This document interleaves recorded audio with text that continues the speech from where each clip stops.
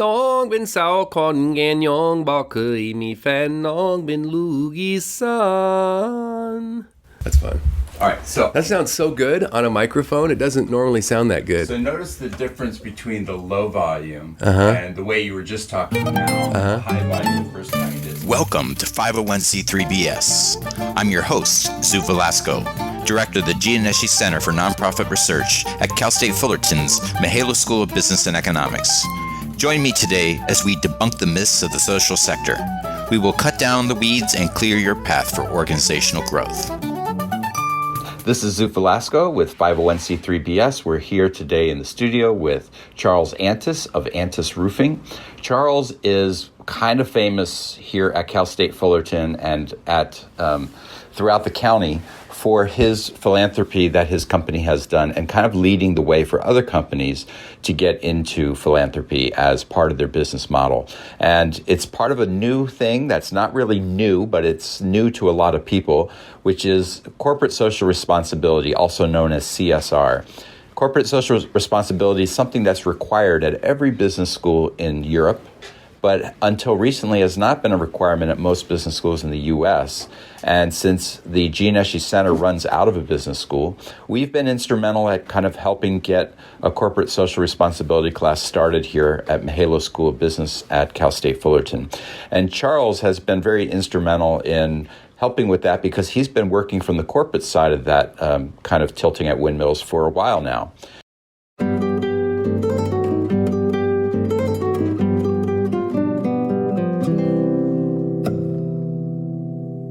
According to Investopedia, corporate social responsibility, or CSR, is a self-regulating business model that helps a company be socially accountable to itself, its stakeholders, and the public.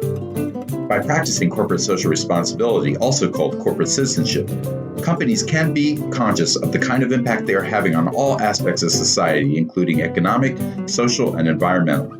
CSR is generally divided into four categories: corporate citizenship, workforce initiatives, sustainability and green initiatives, and corporate cause initiatives.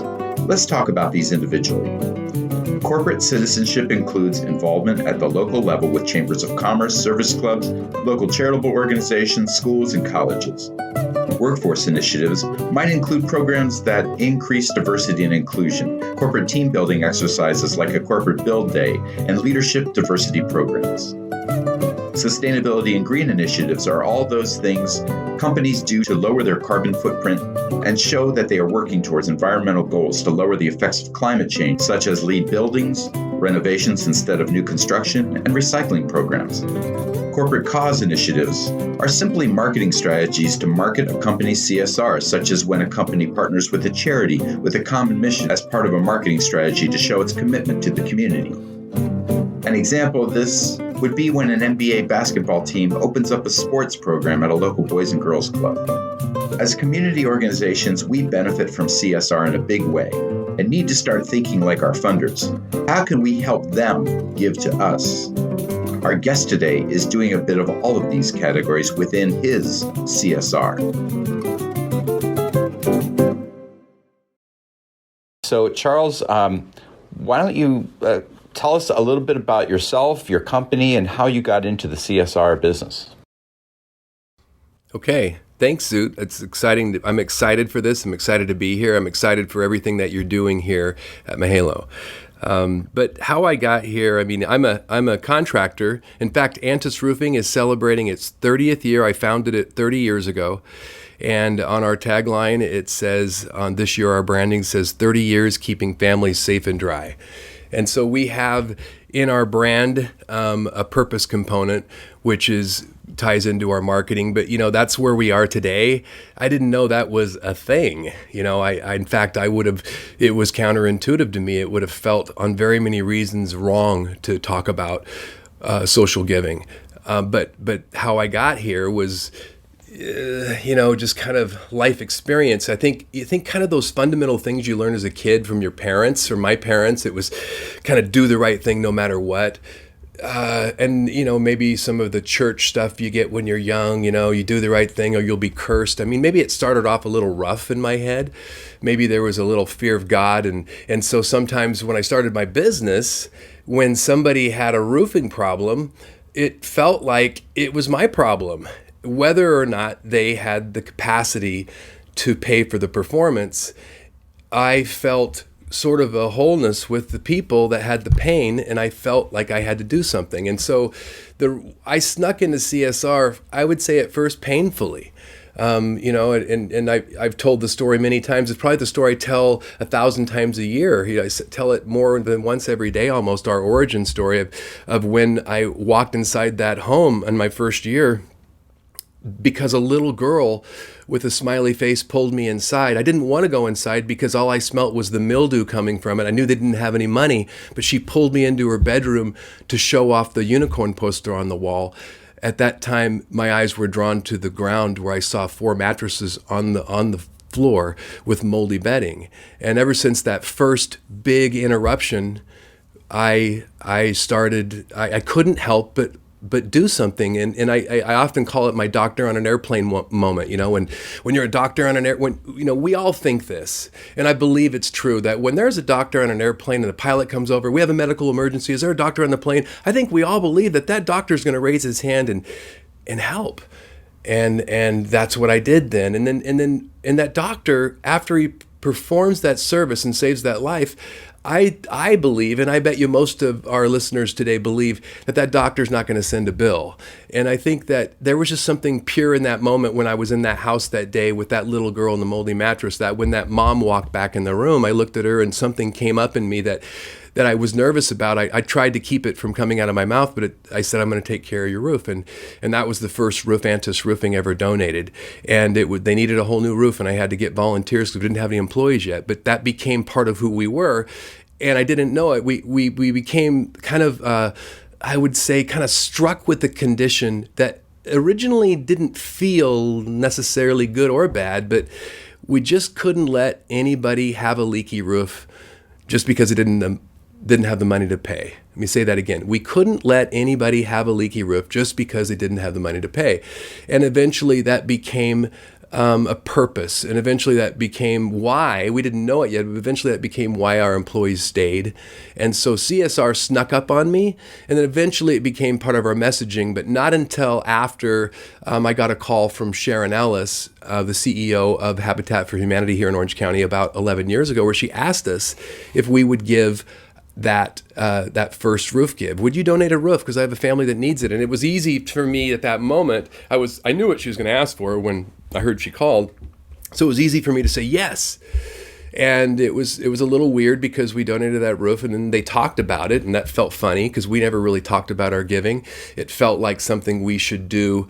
Kind of, maybe that's that old religious thing we grow up with. Don't let the left hand know what the right hand's doing, or, and I don't know where this even comes from. God who seeth in secret can't reward you unless you do it in secret, and all this stuff that was, to me, felt like conditions of God's love and approval or being zapped by lightning, and so it didn't feel like I could talk about it. But after we donated that roof, Habitat for Humanity Orange County, Sharon Ellis said, hey, thank you, Antis Roofing, for donating roofs and transforming lives. And ooh, that felt like blasphemous. Can you say that? And then it felt funny. I heard the criticism, but we sort of eased into it. And then especially when it became really who we were, because ever since that first give, we've donated every Habitat for Humanity of Orange County roof since that day 10 years ago when we did the first one, and it's been about 74 homes, and we just hit the $1 million mark in donations, along with Eagle Tile, who donated all of the roofing tile for all 74 of those homes.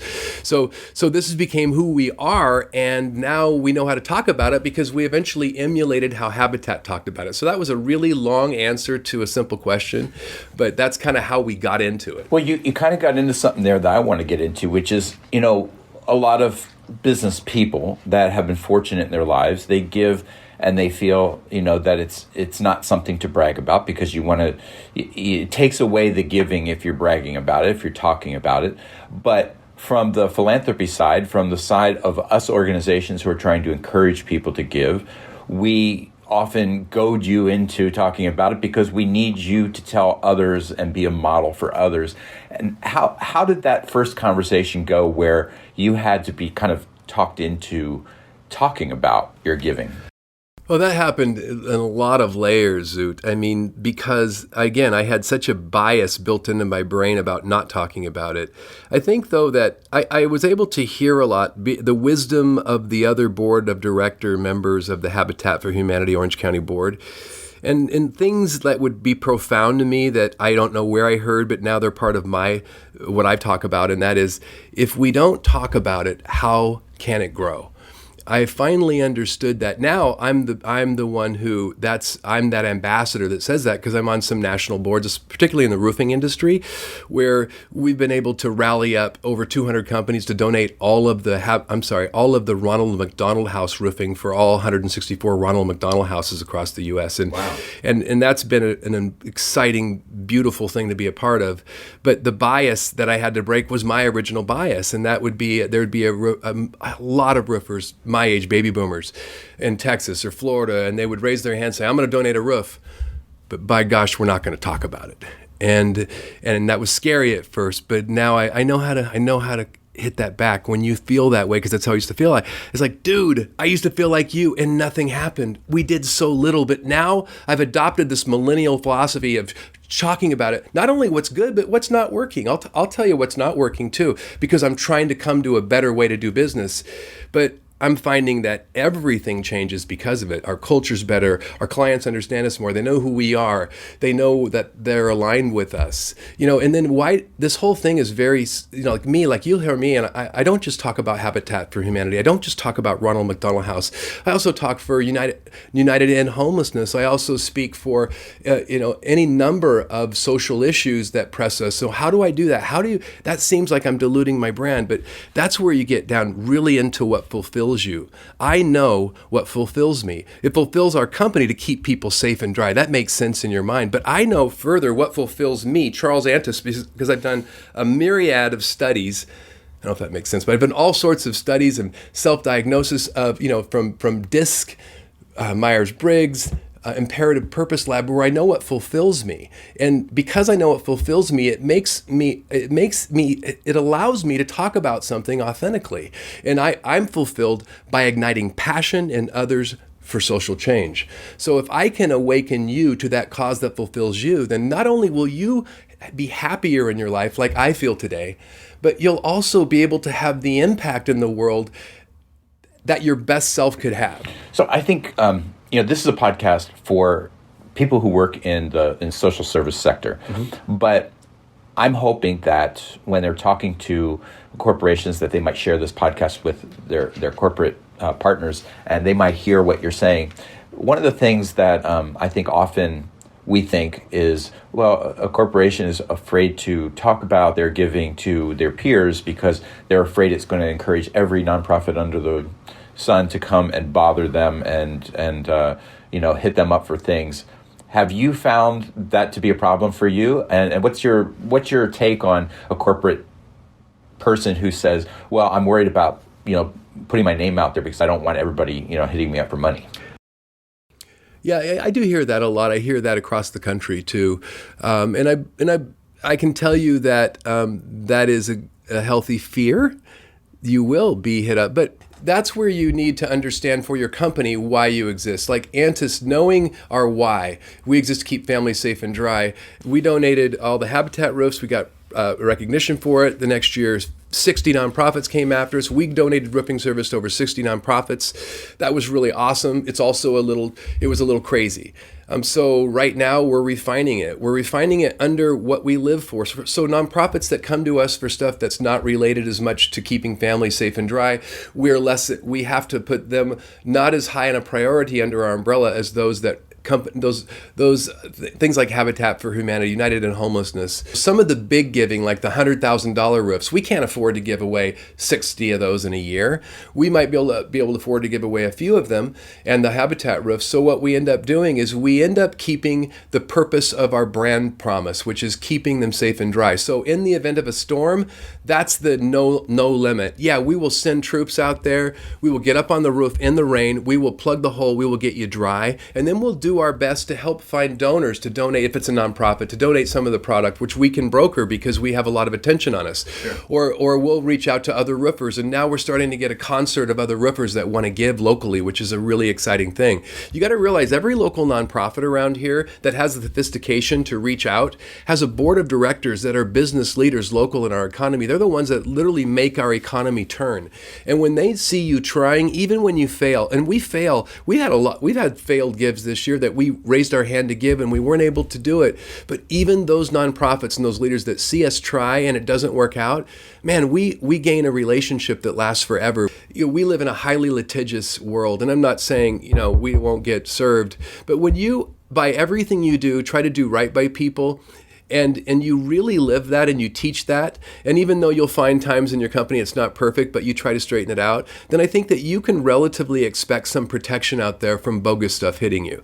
I'm just noticing this. When I share something socially forward in Orange County, I get a nod from Disney, I get a nod from Edwards, I get a nod from Pimco, I get a nod from Taco Bell, like, yeah, like a hurrah, like senior VPs that are saying yes. And if, by the way, if you're a nonprofit, the thing that I would like to suggest, you didn't ask this, but if you want to help me, because we're so busy and we're really, now that we get publicity, we're not working our PR very well. I mean, we get a lot of press because of the generosity of you, but if you want to do us a favor and you want to do if somebody's donating a roof, then please talk about it. Let me tell you how you talk about it. Number one, you share it in your social media, and you better have social media. And I'm sure there's a couple brand new ones that don't have it, but I know almost all nonprofits do. You need to share about it in a real authentic way with pictures of that CEO and share about it in your social media. When you do your email blast, find a way to throw that in and say thank you, because that's the thing that they need. They need to be known. They're not known. How can they be trusted? They're just another roofer, and everyone's been ripped off by a roofer. But if they have an alignment, if you give them that alignment brand, you will give all of their people so much more fulfillment. That roofer, instead of having a 60% attrition rate, he'll keep 70% of his employees. You'll be helping his company. So if you want this to work, nonprofits, we donate to over 100 nonprofits, and this is a total guess, of which about half, this is I'm directionally correct, say something about it. Well, it's a little disingenuous for us to tell you we want you to encourage your peers to give and talk about your giving, and then for us not to talk about your giving with what we're doing, because not only should we be doing it to make you a happy corporation as a giver, because it's going to help you and your people, but also because we are then encouraging other corporations to give in the same way we're telling you to do it. So yeah, I mean, we definitely need to do better at getting the gifts out there in terms of, within what people want. Some people don't want to be. You're overcoming that bias too that a lot of people have, or fear of talking about it. And so you have to make it really easy for them to share. Even sometimes some of our real personal gifts we don't talk about. People sometimes call me a philanthropist. It's not something I wake up thinking of. I don't think of it that way. So there's certain, there's ways that you talk about it, the ways you don't talk about it. There's a certain humility, but there's a certain boldness. How I can define that, I can only tell in the stories. Nobody's written a really good script on this. Well, they have, but it keeps changing. There's a lot of books about it. There are a couple of books came out last year. One of them's How Goodness Pays by Paul Batts in Minnesota. They talk about it, but it's so evolving, and we're all theorizing. We're all philosophers trying to explain sociology concepts, why this works today and why it didn't work before. It's an odd world out there, but it's a really fun world. And those of us that are in this world, I love it because it's a great time to be in social good work in the U.S., especially here in Orange County. It's a great time to be an executive director of a nonprofit. It's a great time to be a VP of social responsibility for a corporation. It's a great time to be a CEO like me that talks about purpose, because I'm not a pioneer. I'm barely an early adopter, but we look like pioneers. In fact, if a small business owner jumps on right now, or if you're a Robert Santana, a local CEO with a big voice, everyone's listening, because the old models are just not there anymore, and everything's changing. And so what a great time it is to be a social pioneer, because now I'm kind of owning it a little bit because it keeps evolving, but a social pioneer talking about a better way to find fulfillment at work and to find a more harmonious society. Well, I kind of think of you as the Tom Shoes of roofs. Tom's shoes. Have you ever been referred to as the Tom shoes? Yeah, I've heard that. I've heard that comparison before, and I first let me just examine that. It first bothered me because I didn't know what we had, and I first heard it maybe 8 years ago, when I heard about Tom's, and I thought, well, what we have, we struggled to learn, and it wasn't good until a long time after. Tom's just came out with this plan, and but now after I started getting used to it, now I like it. I think it's a brilliant plan. I didn't know what CSR was. Now that I know what CSR is, it makes sense that when you start a company, you would want to enter the market with that plan and not let it evolve naturally, organically. So I love the Tom's model now and the Tom's comparison, and we do but Tom's is a super dedicated model. Right. Ours has been what we can afford to do. Last year we gave away 5 points on our top dollar, and we gave away more than we could afford to give away, which is interesting. I mean, if I was a CEO last year, I would probably been fired because I gave away more money than the company made. On the other hand, were the CEO last year. If I was a CEO, I'm sorry, with a board, with an outside board of directors, if I was a hired gun CEO, I'm 100% owner. Right. I didn't clarify that. Thank you. But that's the difference. If you had a boss, they would have fired you. But if I was owned by a really progressive group of shareholders, then they would have maybe given me a raise. I'm saying that, I take that last part back, but they might not have judged me so harshly because our brand was built louder. We also were given other recognitions that we likely wouldn't have got had our give not been that. And what's that worth? I mean, if you could look at, we've earned, the American Red Cross gave us a few months ago the Western Desert Sea Region Corporate Hero Award. They only give out one a year, and that's a real big honor. And we have that forever, and it's so proud. We're proud as a team that we were recognized. Let's talk about that, because if you were a large company, you're a small family-owned business in Orange County, but if you were a nuclear, international company, and you spent, or let's even take a startup. A lot of these startups that get, hundreds of millions of dollars to start up, and they lose money for their first 10 years, and they're expected to. And a lot of it is about getting their branding out there, right? It's developing the brand, because the brand is worth more than the product nowadays online. Sure. And so you're somebody who has invested a lot in your branding through philanthropy, and I think that's I don't think people should sneer at that. I think that's as important a reason to do philanthropy as altruism. Before I talked about philanthropy, before we knew we could talk about it, I would consider the strength in my business as we grew was my marketing. I'm a marketing guy. It's a great time to be a marketing guy in a CSR world and also have a big heart. And I think that's what we're discovering. So the roofing industry is a great case study, because one thing about roofers, I don't know, roofing pros across the country, turns out that they're a very generous lot. I mean, they're providing free roofs, like that experience I told you about with the moldy mattresses. This happens everywhere, but we weren't talking about it, and now that we're talking about it, this big heart is building into a really big brand, where I would say of the trades, we were kind of the scourge. We were the only trade that hadn't recovered from pre-recession margins. I think we're still there, but we're rapidly recovering. And one of the reasons is we're collectively joined together, and we're talking about the good that we're doing. Our Antis Roofing locally keeping the Habitat roofs in Orange County safe and dry, or whether it's all of the roofers in the U.S. keeping all of the Ronald McDonald houses safe and dry. When you get a group of people that have a purpose, that you're united, you feel better about yourself. These little things in themselves, just knowing that your company exists and you're taking care of that Ronald McDonald house might make you and all of your employees 7 to 15% happier.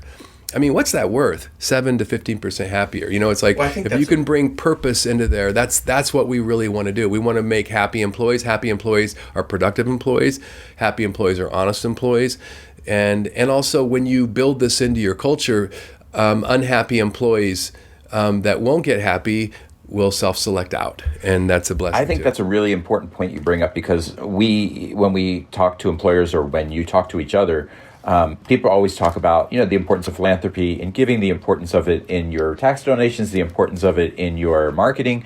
But one thing that's not often talked enough about is how it affects your employees. Because, I used to, I had a great management teacher who told me, that on every national survey, salary comes in around number 7 in terms of importance for employees. That 1 and 2 is always purpose and respect.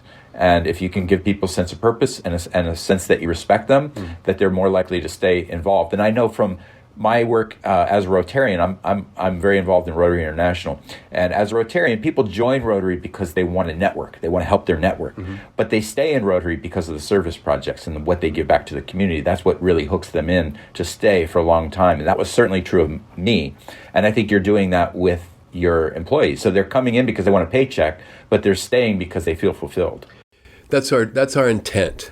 Having the Habitat logo attached to us aligns us with people that believe that everyone deserves a decent place to live, and when we're aligned with our Ronald McDonald House, the whole roofing industry, now by which we are known, the big-hearted roofers, we believe that families need to be protected, safe and dry and close to their kids. And it's like, it builds trust. It builds trust within ourselves and all of our stakeholders. Being passionate about what we believe in is what gives us our relationship and allows us to keep it in a time when things are going to be real volatile. I'm going to see more topsy-turvy in the roofing industry probably than I've ever seen because of a lack of labor and the push for technology. And, in fact, the roofing industry is liable to get really awesome. Don't you think CSR and being associated with it kind of in what we talked about with employee satisfaction is that it's giving you, if there's a job shortage, you're more likely to find workers because you have your reputation. Yes. If there's a recession, you're more likely to be recession-proof because the people who do need roofers are going to go to the more reputable people and the others are going to go out of business. Yes. Absolutely. I mean, and so I have the ability to make an appeal, but we are fighting against cash and we're fighting against regulation sometimes, and it isn't as easy as it was a year ago. Like, I'm answering these questions a little harder now. Like we've talked about the last 2 years of having a 93%, 91% retention rate. I can tell right now it's not going to be that next year. So I don't have it figured out by any means. But it's we're in a scramble for the shortage of labor. But having purpose, we always have a compelling reason. Nobody leaves happily. That's what I've noticed. It's hard to leave if they do leave for cash. So my last question for you. CSR is more than about community giving. It's also about green initiatives. It's about dealing with a diverse workforce. It's about just being a good company of conscience in lots of different ways. Do you want to speak to any of those other initiatives of CSR that you are involved with? Well, so as a company, we're not involved in all those areas. Myself personally, yes, I feel very much a social responsibility to build the bridge all the way to everyone, no matter what, whether they even want it or not. Where I'm naive and where I'm clumsy, Zoot, is that this is all a recent awakening for me. But I feel socially responsible every day a little bit more when I wake up. I'd be really interested in interviewing you in 5 years or 3 years and kind of see where you're at as you evolve as an organization and as a CEO and see where Antis is going in the future. But I think it's really brilliant how you've become an evangelist for CSR around California and around the construction trades nationally and internationally. So kudos for the work. Well, it's way more fun than I've ever had. I can't tell you how fulfilling it is. It's like, it is every bit as fun as it looks. I get to just hang out with people that are kind and loving and share, instead of people that are still think they have to hold things close to the vest. It's the weirdest thing. I hang around more authentic people, I become more authentic. I hang around more centered, more people that kind of have their peace of mind, to have that thing that fulfills them. It's like, I heard this expression in many ways, but you are who you hang around, or you are the equivalent of the 5 people you hang around the most. And it's so true. And I have this theory that if I sat next to who's the Buffett? Warren Buffett. If I sat next to him at a board meeting once a month and we never spoke a word to each other, a year later, I'd be smarter in managing my money. I can't prove that, but there's something powerful, not just what you say, about hanging around people that have what you want. So I've changed my life where I hang around people that are seeking fulfillment, that are happy, that are thought leaders, and I've become something that I never knew when I was young I could become. And the only way I describe it is I've become the best version of myself I've ever been. And so hopefully when you see me 5 years, I'm still on this journey, which means I'm probably going to laugh at some of the things I said today.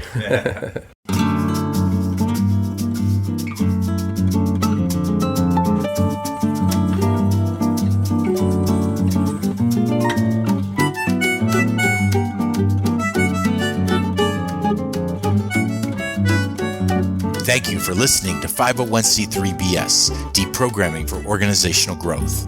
I'm your host, Zoot Velasco. 501c3 BS is sponsored by the Gianneschi Center for Nonprofit Research at California State University Fullerton and the Mahalo School of Business. Gianneschi is spelled Gianneschi. That's Gianneschi. Gianneschi Center for Nonprofit Research at California State University Fullerton and the Mahalo School of Business. Check out my Twitter feed at 501c3BS, my webpage at zootvelasco.com, and my book, The First 100 Days, on Amazon. The music is provided to us from our good friends at the traditional Brazilian choral group, Grupo Falso Baiano, and Amy Molinelli. Find them at grupofalsobaiano.com. Thank you for listening. Have a great day free from BS.